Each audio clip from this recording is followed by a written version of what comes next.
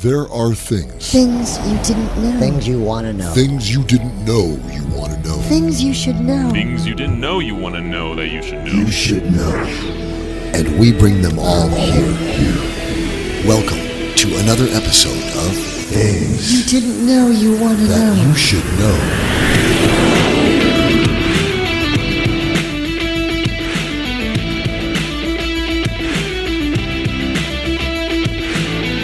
Well, hey there! So glad you could join us. And thank you for letting us into your headset, your car, your living room, bedroom, dining room, maybe your office, wherever you happen to be.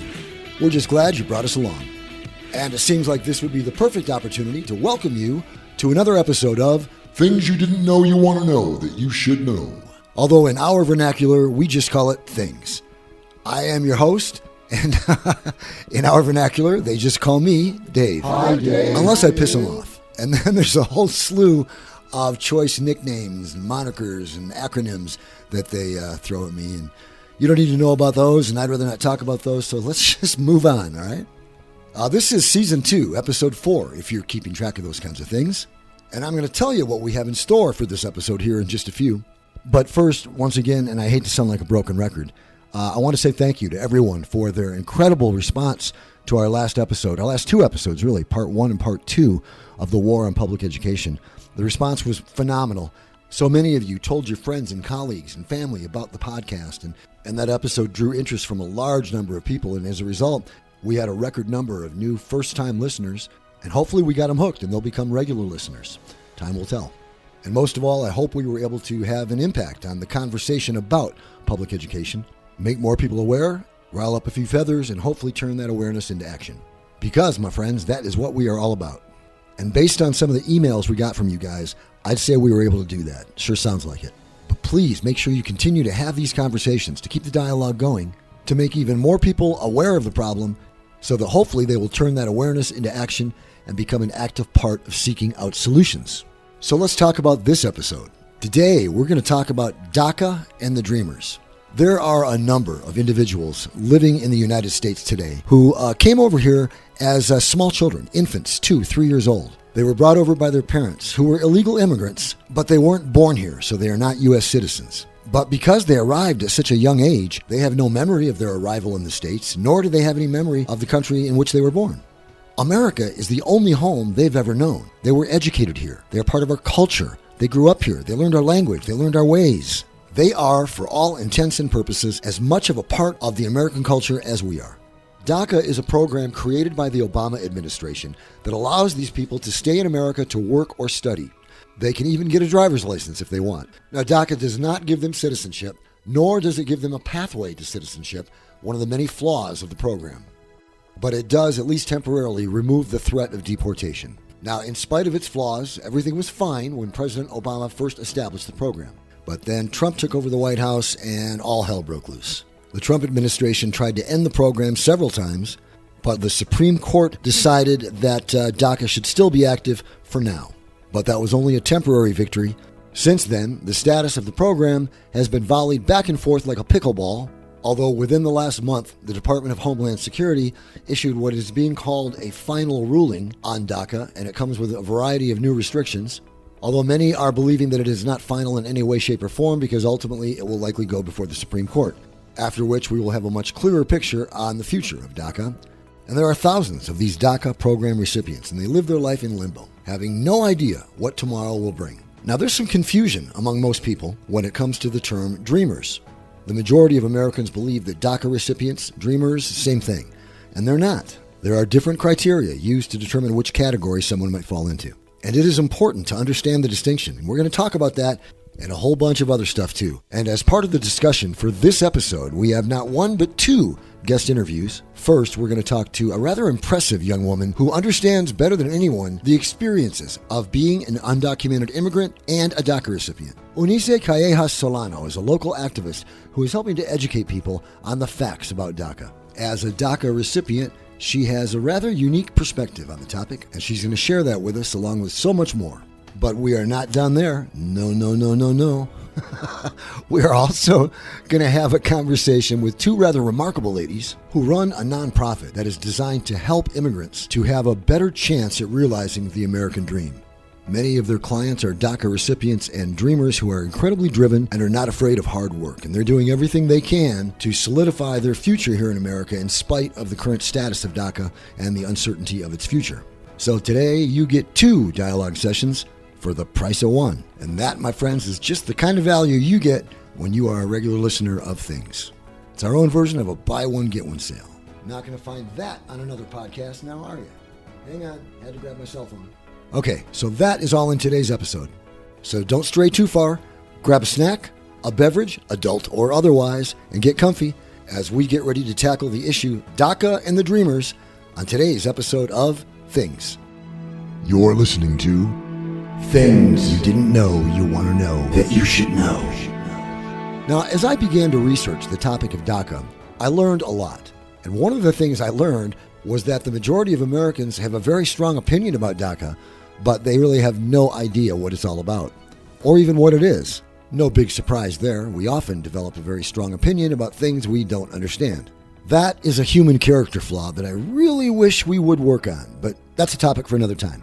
So before we get started, I thought it might not be a bad idea for us to have a little primer, a crash course in everything you need to know about DACA but we're afraid to ask. It'll take just a couple of minutes, and you will sound like a fucking expert on DACA when we're done. You will be the envy of all your friends at your next dinner party where DACA comes up in the conversation. So first, what is DACA? DACA stands for Deferred Action for Childhood Arrivals. It's a program that gives protection to certain people who entered the U.S. without authorization as children. It allows them to apply for a driver's license, social security number, and a work permit.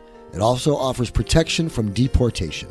There are a number of requirements to be eligible for DACA, but the basics are that immigrants have had to come to the United States before turning 16 years old and have never been convicted of a felony. The program was created by the Obama administration in 2012.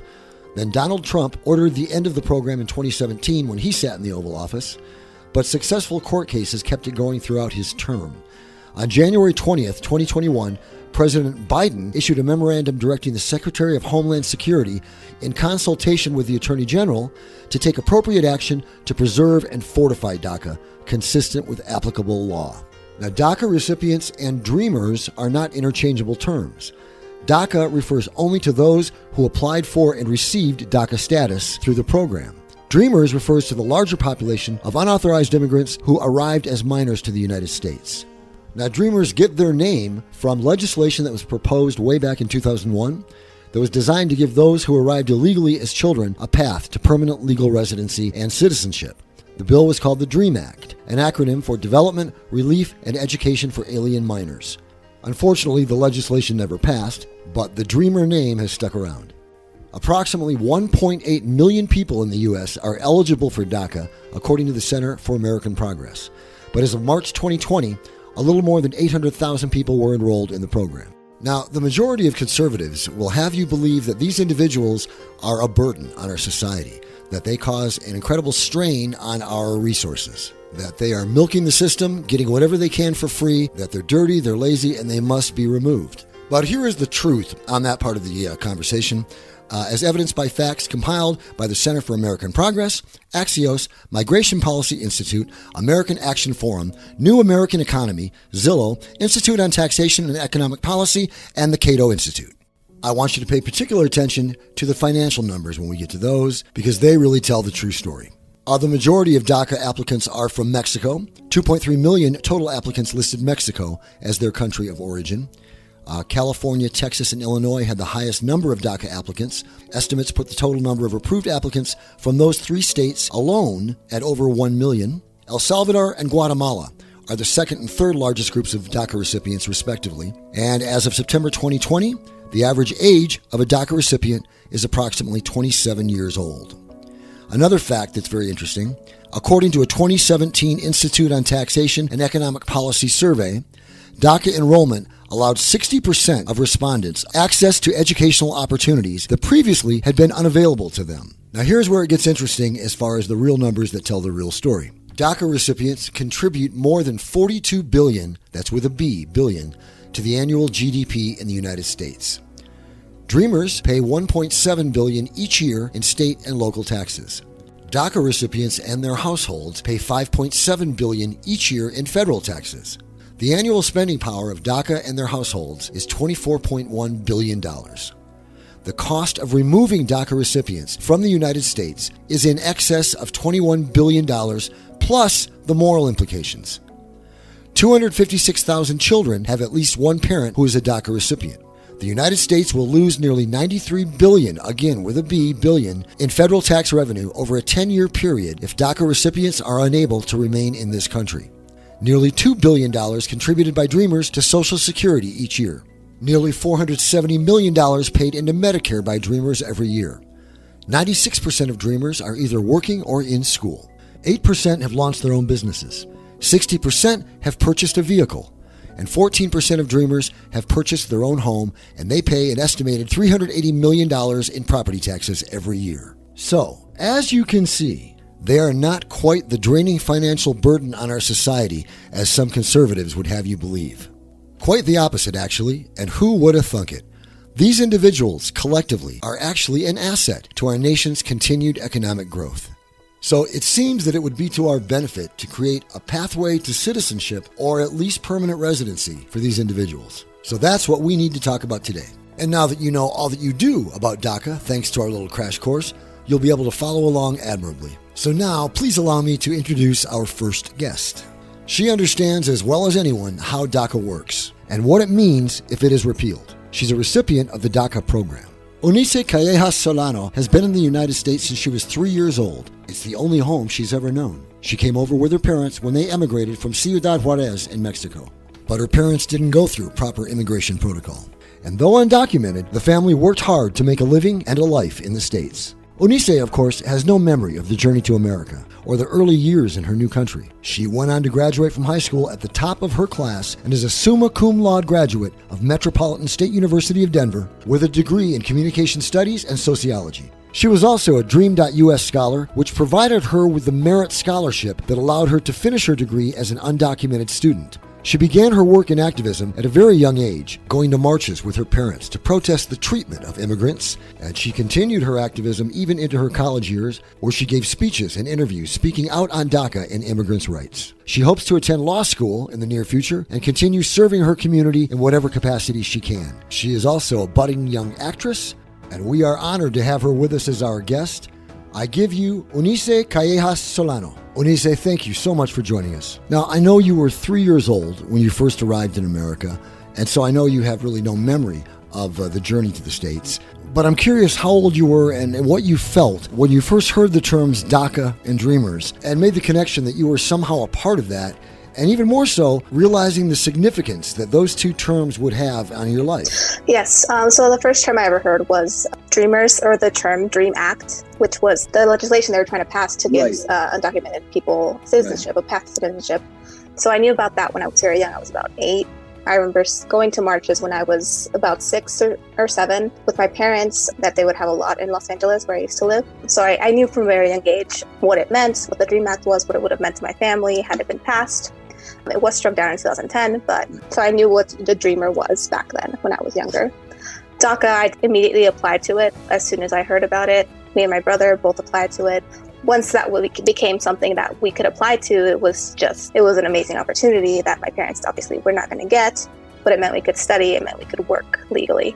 Yes, it was a wonderful opportunity that lasted for several years. And then the Trump administration takes over the White House, and Donald Trump puts into motion his plans to end DACA once and for all. How devastating was that for you? I mean, it kind of just completely stopped any sort of plans my family or I had, or my brother had. I believe it happened when I was in college.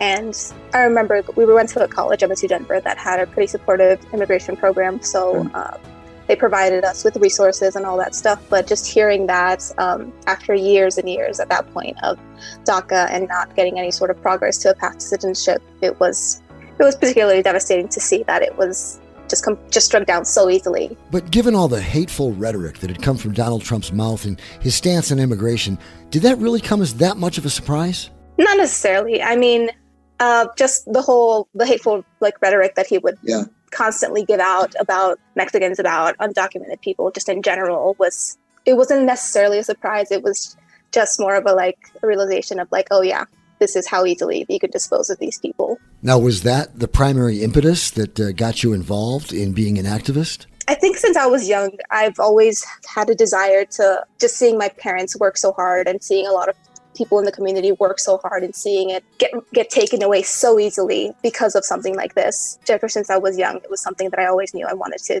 work towards and fight for. That's great to see your parents instilled such strong values in you. Your parents are actually pretty incredible people. I know your dad was determined to make sure you and your brother had a much better life than he did in Mexico. And he went to great lengths to make sure that happened. It wasn't an easy road, but he had to be encouraged to see us so close to legislation that would keep you in this country and allow you to study and work, but also so discouraging to see it on the verge of falling apart. So tell me how your parents are reacting to all this. My mom and my dad came over here with the idea that they would survive, because in Mexico, we were very poor. We barely had enough to eat. So it was about survival at that point, and it was about hoping that we could do better, that we would have enough food to eat at least. And him seeing, I think, the constant up and downs of this, of DACA, of undocumented people, of the potential for a new DREAM Act. I think he doesn't at this point want to get his hopes up for no reason, which I completely understand, and I get it after all the basically breadcrumbs that we've been getting these past couple of years. But I know that it would make him incredibly happy to know that we have a secure future here without all the risk that we've been going through these 20 years that we've been here. And your parents are still in the States, right? Yes, they are. Now, part of your dad's dream is already coming true. You graduated from college with honors, I might add. That had to have been huge for your mom and dad. Yes, absolutely. My brother and I actually both got our bachelor's at the same time, because it took my brother a little longer to graduate because there's just not a lot of scholarship money for undocumented students. So seeing us both graduate, I think they were both... My dad's a very stoic person, but when that sort of stuff happens, you can see that he's very happy and proud of us. Ah, yes, the old school dad don't show your emotions kind of guy. But at moments like that, it's hard for them to completely hide their emotions, so I get it. Now, I saw a piece on the news the other night about the lack of financial assistance for undocumented students. How difficult was it for you, and what extra steps did you have to take to find the financial assistance you needed to make it all the way to graduation and finish your degree? Yes, so when I was in high school, I remember I did all the stuff you're supposed to do to be the quote-unquote good immigrant student. I graduated salutatorian of my high school class, and I assumed that I would be able to have access to all the scholarships that my peers were getting. But I saw that they were getting things like the Daniels Fund, the Millennium Fund, those big full ride scholarships that I wasn't able to apply to because I was not a citizen. I was also unable to apply to the FAFSA, which is the federal aid application. Because you were undocumented? And as well as my high school counselor, just in general. He did have no idea how to navigate my situation with me. And I know that same thing happened to my brother because he graduated the same high school before me. So it was a lot of me trying to scramble and figure out how I was going to get to college because I knew I wanted to go. I just had no idea how I was going to pay for it. I was lucky enough to get merit scholarships and get a full ride to get my associate's degree, and then a full ride scholarship to finish my bachelor's degree at MSU Denver. So merit scholarships really are what saved you and allowed you to go through. But I have to wonder if other undocumented students like yourself who want to go to college but don't have the financial means, if they're aware of where to turn or where to begin, or have things improved since you had to go through this process? Are there new programs being developed that you're aware of? Outside of my college experience, there's definitely new legislation that has passed, new acts that have passed, things like that, like the CAFSA, which is a version of the FAFSA for undocumented students, where they can apply for aid, for state aid, specifically in Colorado. And a couple of states have those sorts of things, but obviously not all of them. Some of them are very anti-immigrant.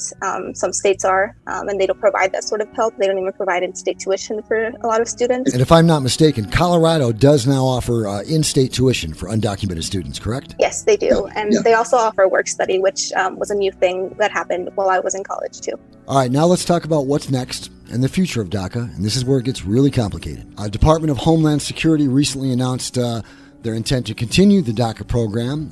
That will go into effect on October 31st of this year. And the rule means there will be no new changes for current DACA recipients and their ability to renew, but new applicants will still not be able to enter the DACA program because of the July 2021 court ruling, which, I'm sorry, but that's pretty fucked up. So basically, if you were granted DACA before the court decision on July 16th, 2021, you will continue to have DACA.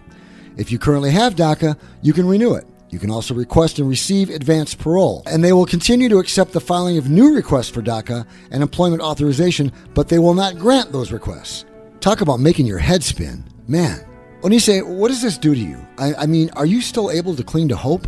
What are your thoughts on all this? I mean, obviously, in the best case scenario, they will decide to create a path, obviously, for finally, after 10 years of DACA, to create a path, not just for DACA recipients, but for just undocumented people in general. Right. Because even those that got DACA, there was so many that weren't eligible after the Trump administration struck it down. Just the Texas and along with the 8 other states that are wanting to end DACA. I mean, the best we can hope for is that it's probably going to be taken to the Supreme Court, definitely. And I know DACA very narrowly survived that Supreme Court hearing in 2020 with the 5-4 vote that ruled that Trump's efforts were illegal. I mean, obviously, we have new members in the Supreme Court, so there's a little iffiness there of how that's going to go, especially considering past rulings for the Supreme Court. It's just very up in the air, as it always has been for undocumented people. That's got to be almost unbearable. Yes, just hoping that if it does with the Supreme Court appeal, it's just that Congress finally does something about it. We can only hope. What we're trying to do is raise awareness, let our listeners know of the magnitude of the problem, and let the world know that more than 70% of Americans support the continuation of this program. And nearly half of all Americans believe that the program should include some kind of a pathway to citizenship. Give them a chance to pursue the legal route to citizenship. So maybe I'm naive, but I'm hopeful that these numbers may hold some merit and that the Supreme Court or whoever it is that makes the final decisions will understand the will of the American people and act accordingly. Now, you have done a great deal as an activist to help raise awareness about the situation and to help people understand why this is so important. Now, I know you started your career and you have a full-time job now, but I'm curious if you plan on continuing to do work as an activist or what's next on your agenda? Most of my work wasn't during college. I mean, right now, my work is a little more direct. I currently am a counselor at a high school, working directly with students. I've done trainings before for teachers on how to navigate that situation with students that are undocumented, what their identity is, how their identity is so impacted by being undocumented, by the constantly changing situation. I recently did a training on that to some of the staff at my school. And I think I would love to do something bigger. I would really love to really make a bigger impact in a way. But where I can, I will. And by the way, congratulations on your counseling job at Green Valley Ranch High School. That is awesome. I'm curious if you have the opportunity to work with many undocumented students, students who are in the same situation that you were once in. I have so far had a couple of students who are undocumented and their families, or they disclosed that to me. And I've, knowing what I know, knowing my own experience in high school and having that, just having people that don't understand what the situation is or what it means to me, what it means to those students, to have someone that knows what it's like. It's been very interesting to be on the other side of that now, being able to help directly to those students now. Well, the experience you've gained, having lived through it, has to be of immense value to your work as a counselor. I would think the insight and perspective you're able to offer is a huge asset. That is the kind of expertise that cannot be taught. Now, I know you and your brother are very close. I know you went to college together. How's he doing? Has he been able to achieve similar success to yours? He graduated at the same time as I did, but sometimes something that happens a lot with also undocumented people is that my brother, since about 13, 14, he'd been working with my dad at his job, helping him, being his assistant. Cool. And he's just kept that up for a couple of years, and my brother owns the business that they work in. Very cool. So he's just been working with my dad as much as he can, while my dad can still work physically, because I know my dad's getting older, so my brother wants to stay there until he can. See, that's the other part of this story that is so cool and so admirable. Your family came over here with nothing, yet your dad worked so hard from the very bottom of the barrel and started his own company. And it's still going to this day. He made it a success. That is like the epitome of the American dream right there. And it is so cool that your brother has decided to stick with Dad, take the degree that he earned in college, and help run the company and ensure its success into the future. That serves as a great testament to what's possible especially when you've had all sorts of roadblocks and obstacles placed in your path along your journey. But like I said earlier, your dad sounds like a pretty amazing guy. So his success isn't all that surprising. Hey, before we let you go, I wanted to find out if there was a website our listeners could go to for a resource for information about college financial aid or about DACA in general. I always like to keep up with the Mexican American Legal Defense Fund because they're the ones that provide both scholarships and obviously the legal defense to undocumented people. They're one of the main defenders of DACA right now. So I love that. Excellent. And I just looked up their website URL, and it is maldef.org, MALDEF.org, the Mexican American Legal Defense Fund. And we'll give out all their contact information here in just a few. Eunice Callejas Solano, I cannot thank you enough for taking the time to be a guest on the Things podcast. And thank you for sharing your story. And through that, allowing others to have a better understanding of what DACA is and why it is so important that we ensure its continuation. Those who are in the fight for DACA are lucky to have people like you who are working so hard to restore DACA to its original and full glory, to remove the restrictions that were placed on DACA during the unfortunate Trump years, and to make sure that DACA recipients and dreamers are able to continue to work and study in this country, and hopefully have a pathway to full citizenship soon. Once again, thank you so much, and best of luck in your future endeavors. Thank you so much. You too. To find out more about DACA and vital information about things like college financial aid for DACA recipients, dreamers, and other undocumented immigrants, you can contact the Mexican American Legal Defense Fund, and their website URL is maldef.org. That's MALDEF.org. You can also contact them with general inquiries at 213-629-2512. Presenting truth. Real, evidence-based, objective truth. On issues that affect your life. You're listening to Things You didn't You know. want to know that you should know. Our next guests are two women who run a nonprofit that offers a pretty unique service for new immigrants coming into the United States, both documented and undocumented, with an opportunity they would likely not otherwise have to pursue the American dream. Alexandria Wise is the executive director, and Brittany Smith is the communications officer for CEDS Finance. That's CEDS Finance, and CEDS is an acronym that stands for Community Enterprise Development Services. They are a mission-driven nonprofit small business lender that supports the American dream of financial self-sufficiency by assisting immigrants, refugees, and those from underserved communities to start, grow, or strengthen their small businesses in Metro Denver. And we are honored to have them with us for this episode of Things. Alexandria Wise, Executive Director, or we can call you Alex, and Brittany Smith, Communications Officer of CEDS Finance. Thank you so much for joining us today. We're so glad to have you with us. Alex, let's start with just a quick overview of your nonprofit, the general business model, what you do, who your clients are, why you do what you do. So CEDS Finance is a nonprofit, mission-driven lender. In our world, we're a CDFI, which is kind of a good housekeeping stamp of approval and just kind of shows that we have proficiency in what we do. We do character-based underwriting, and that allows us to get more comfortable with more risk, which allows us to reach a much larger segment of the population for those who are interested in starting or growing a business. And this is important, particularly to this conversation, because individuals that perhaps don't have a social security number, don't have the right college, haven't gone through the right internship, they're not going to get a cush corporate job with a nice salary, some retirement and benefits. That's really out of the question for a lot of our borrowers. So our borrowers are looking for a path to financial self-sufficiency.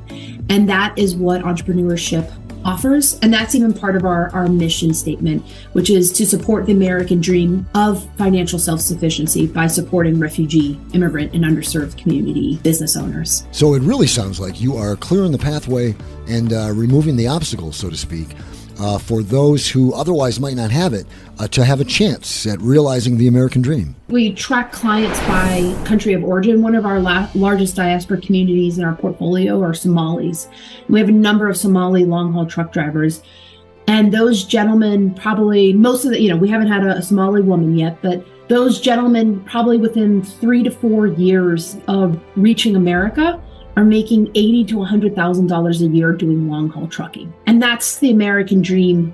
That's the story of success. And some of our truckers will go home to Africa for a month or 2 months because they can. They might have their families, their wife and children. They'll definitely have extended families back in Somalia, Ethiopia, wherever. But that allows them that flexibility to not only send remittances home, but also to go and visit. And I think that's a really compelling story. What was the original impetus that got the business started? It was started by an Ethiopian immigrant and the state coordinator of refugee resettlement. And the state coordinator for any refugees that are brought to America, they go out through the state coordinator offices and say, okay, Colorado, you're going to get 1,000 this year or 500, California, you're going to get X.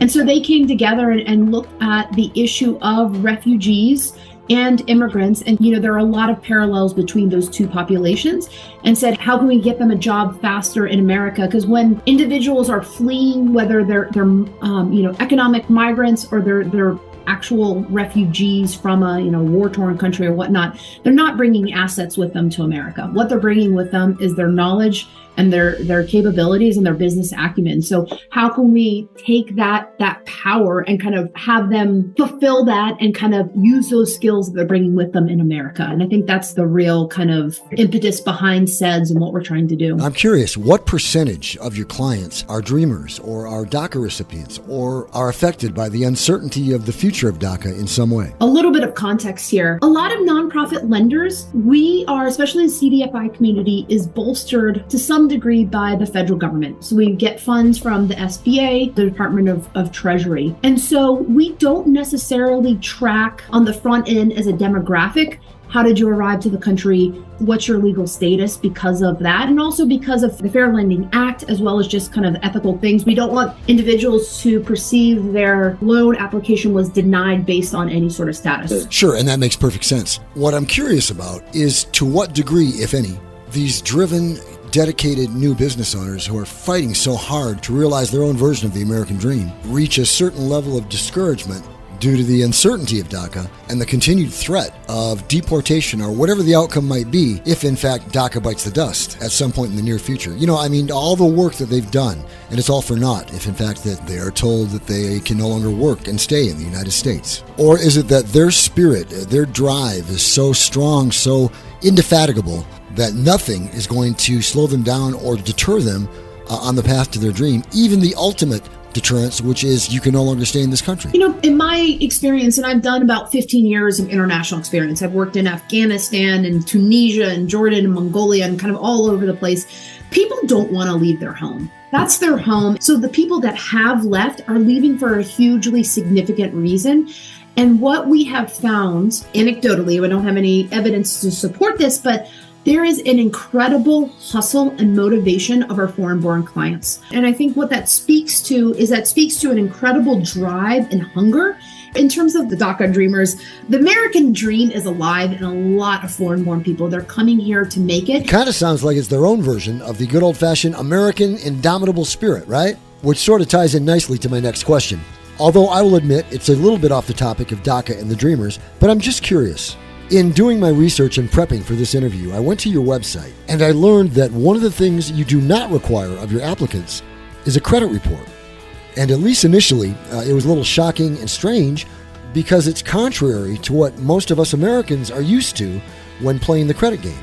I mean, here, your credit score is probably one of the most influential criteria that they're going to look at when you're applying for credit. But then you think about it and you realize, of course, they're coming from another country. They probably don't have any credit history here in the U.S.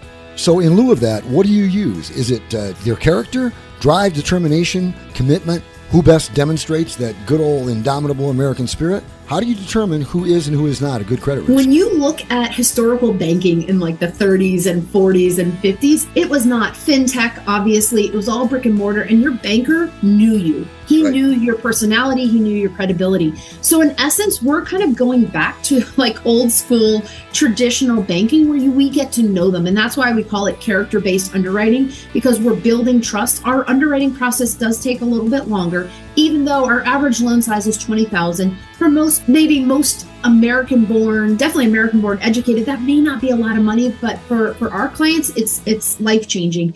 And so not having a credit score minimum and kind of applying the tenets of character-based underwriting allow us to move beyond the credit score as a major factor in determining whether they're approved or not. If they have a credit bureau in their home country, their credit scores aren't transferring. Right. No credit scores transfer to America. So most of our clients are starting out with no credit score. Or our Muslim borrowers don't want to take interest. So they may have been here for 5 or 10 years, but they've avoided interest the whole time, which means they've avoided credit the whole time. The other thing to note with a lot of immigrants, and particularly with refugees, they're coming from war-torn countries. Just from their experience growing up, they have a lack of belief in the financial system. Banks collapse, their currency devalues, they have a lack of trust in the government. So to trust financial institutions is just kind of contrary to what they grew up with. Hold that thought real quick. Brittany, you had your hand up, something you wanted to add? Not requiring a credit score is just one of the ways that we're reducing barriers. So, SEDS finance is oftentimes not the first place that somebody goes to look for financing. A lot of times they have gone the traditional route. They've gone to a bank, and the bank has told them no because they don't fit into that perfect box. You don't have the perfect credit score. You don't have the necessary collateral, all of that stuff. And so there, in addition to probably an inherent trust in the financial system anyways, now you're coming in and you're being told no. You're being said you're not a worthy investment. And that can be an extremely hard thing to come back from. So the character-based underwriting, as Alex mentioned, allows us to really get to know not just the entrepreneur, their business, help them develop their business, and get to know their community.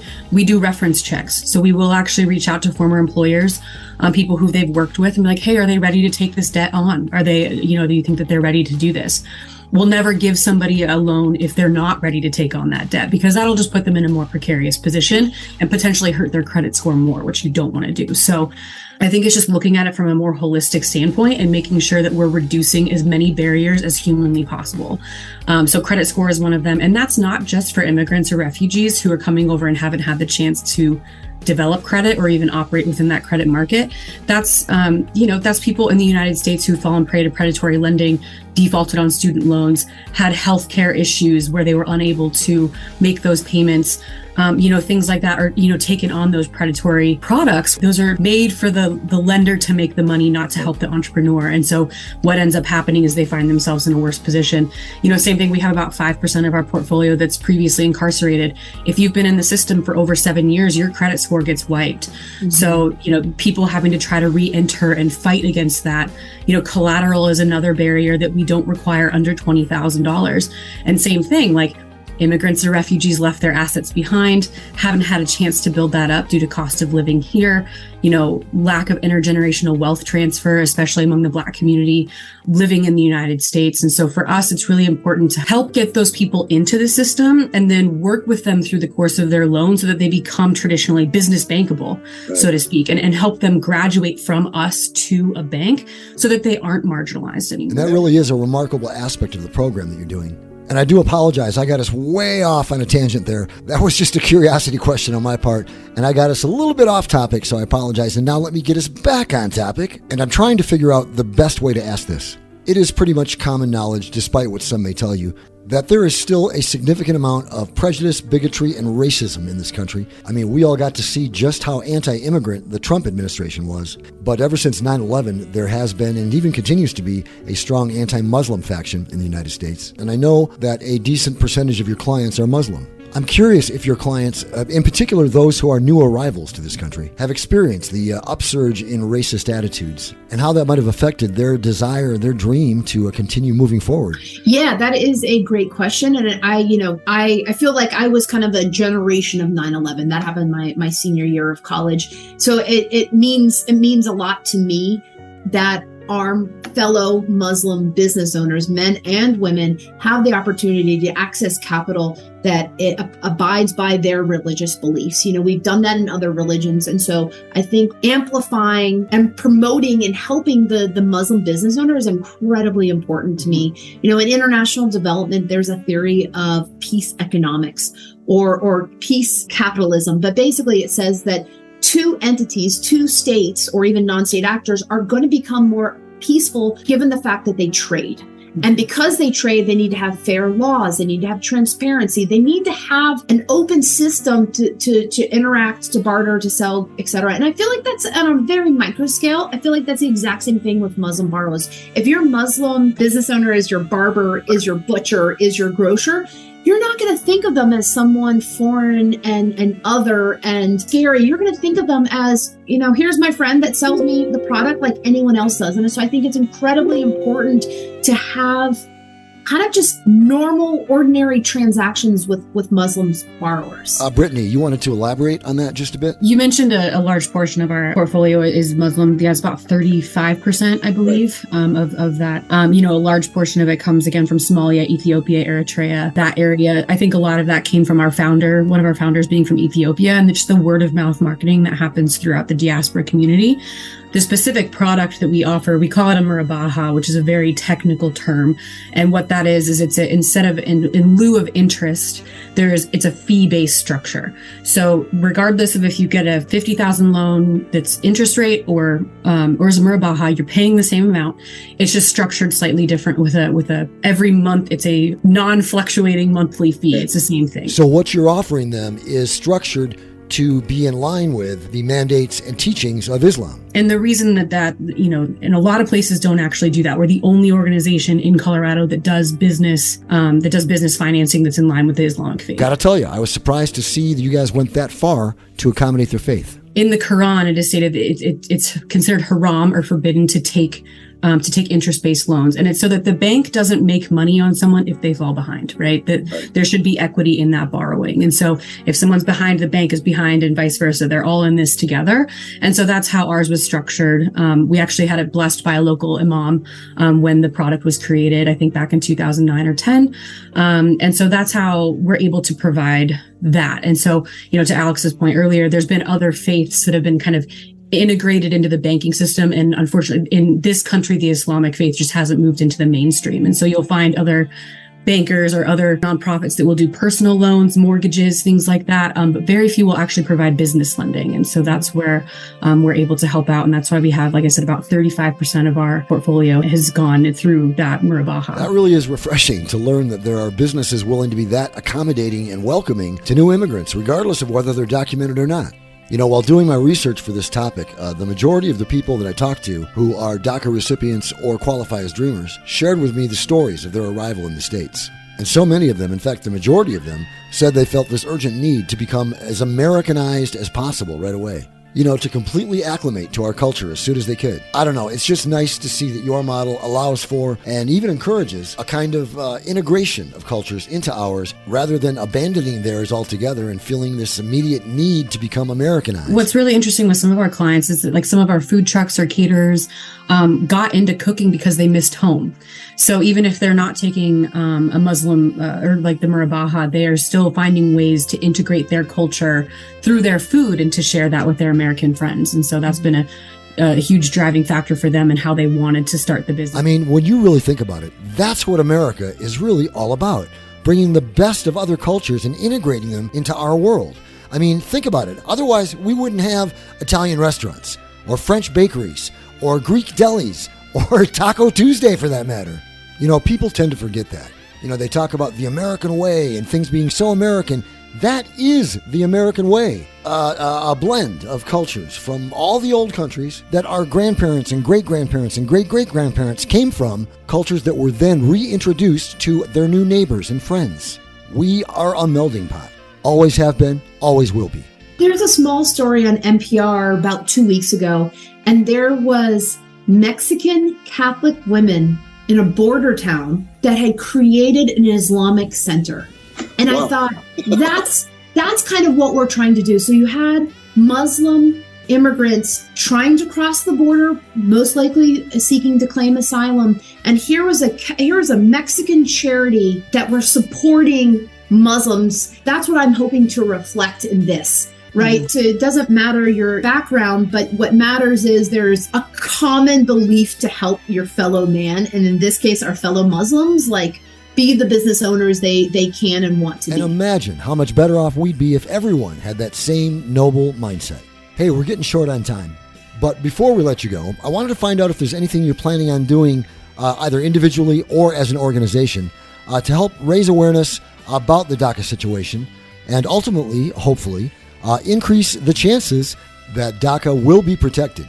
Brittany, you are the communications officer, so we'll let you handle this one. Yeah, so I wouldn't say that we're addressing it head on. And I think because again, we get federal dollars, we have anti-lobbying kind of requirements that we have to follow. So we need to make sure that we kind of walk that line there. And what the most important thing, in my opinion, to do is to promote how important immigrant and refugee businesses are to the economy. And you had some unbelievably powerful stats at the very beginning of this. And so I think for us, it's not just working within the communities to let them know that, hey, we're a resource provider, we're here for you. We oftentimes will act as a connector organization where we'll get people into more resources to help with their business development, which oftentimes will have support services for immigrants or refugees who are here upon arrival. I mean, the other thing that we can do is just work within our own, contacts within the government and just let them know, again, how important these business owners are, how important these people are to our economy, and why they matter and need that protection. Exactly. And what it comes down to, Brittany, really is just doing whatever we can to let everyone know what is at stake if DACA is not protected, to make sure every resource is tapped, that every voice is heard, and that the message is loud and clear. And now, alas, our time has officially come to an end. And I have the unenviable task of bringing this discussion to a close, but only here on the podcast. I hope our listeners will continue this discussion amongst your networks and your circles, because the more we talk about it, the more people will become aware of it, and the better chance we have of protecting DACA. Ladies, we commend you and the entire team at SEDS Finance for what you are doing, helping immigrant families, documented and undocumented, with such a unique program that really gives immigrants the opportunity to realize the American dream to its fullest potential. Alexandria Wise, Executive Director, and Brittany Smith, Communications Officer of SEDS Finance. Ladies, thank you so much for your time, your expertise, your knowledge, and your insight, and bringing them all to the discussion today to help give us an even better perspective of the current situation with DACA and what needs to be done. Thank you. So appreciative of this podcast, and not just for us, but just kind of what you're doing in general. Well, thank you. That means a lot. Ladies, once again, our immense thanks, and take care. You can find out more about SEDS Finance by visiting their website at sedsfinance.org. That's CEDSfinance.org. Final thoughts. Final thoughts. When my team and I first decided on this topic for this episode of the podcast, I knew about as much about DACA as I do about quantum physics. I'd heard the term before, and I saw a few stories about it on the news. Beyond that, I figured it didn't much apply to me. As I began to do my research, I quickly discovered how mistaken I was about that. Yes, it may not directly apply to me, but its outcome most certainly has an impact on my life. But the topic began to engage my sense of compassion and empathy, and I found myself wondering what it must feel like to live someplace you have considered to be home your entire life. Everything about your life is rooted in that place. It's the only home you've ever known. And then one day, say 15, 20 years later, you are told you must leave that home. You have no choice in the matter. Even worse, not only are you told you must leave, but now you're told you're being sent to a country that, as far as you're concerned, you've never lived there or even visited. It is as foreign to you as another planet. I don't know about you, but for me, that would be a truly traumatic experience. Even just having that threat looming over my head every day is difficult to even imagine. Yet that threat is what at least 1.8 million people living in the United States are dealing with right now. But the possible repercussions of DACA being rescinded isn't just an emotional issue. It is an issue that impacts our nation's economy and financial solvency. Quite simply, if DACA is rescinded, the impact on our economy could be devastating. We took a look at some of the numbers earlier in this episode. I'm not going to get into all the numbers again, but there are a few that absolutely cannot be discounted or ignored. DACA recipients contribute every year $42 billion to the annual GDP in the United States. Not to mention the $1.7 billion they contribute every year in state and local taxes, $5.7 billion in federal taxes, their annual spending power, $24.1 billion. And if we secure the DACA program and give residency or citizenship to DACA recipients and dreamers, we're looking at as much as $1 trillion added to our annual GDP over the next 10 years. We also talked earlier in the program about the myths, the half-truths, and the lies that the conservatives want you to believe about DACA and dreamers. The biggest of which is that they are a drain on our society and our resources, that they're lazy and they're mooching off the system. And this is unequivocally, categorically, blatantly not true. And here are the numbers to prove it. 96% of dreamers are either working or in school. 8% have started their own business. 60% have purchased a vehicle. and 14% have purchased their own home, and they pay an estimated $380 million in property taxes every year. These are people who are committed to America, and they are committed to the pursuit of the American dream. They had no choice in the decision to come to America. They were brought by their parents when they were infants and toddlers. They grew up here. They lived here. They went to school here. They made friends here. They were part of the American culture here.